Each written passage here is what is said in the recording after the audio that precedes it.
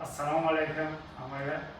Men через internet va Instagram sotish ko'magini topib uchrashib qoldik.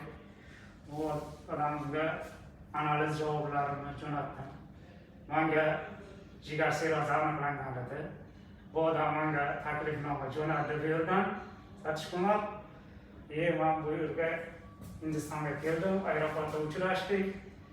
Bolnisaga kelib, doktor Bebekbek bilan uchrashib, hammasi analizlarni ko'rsatdik.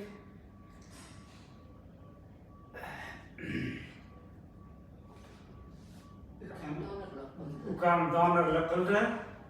Qon guruhimiz to'g'ri kelmagani sababi plazma o'tkazib, hammasi yaxshi bo'ldi. Doktor Bebekbek operatsiya qildilar. Operatsiya yaxshi chiqdi. Sotish ko'mak mana bizga katta yordam qildilar. Kimda nima murojaat bo'lsa sotish ko'magiga murojaat qilsinlar. Hamma 20 kun bo'ldi. Hammasi yaxshi. Mana bugun Atalga boryapsiz-da? ketyapsiz. Javob bo'ldi. Hammasi yaxshi. Donor yaxshimi? Donorim hammasi yaxshi.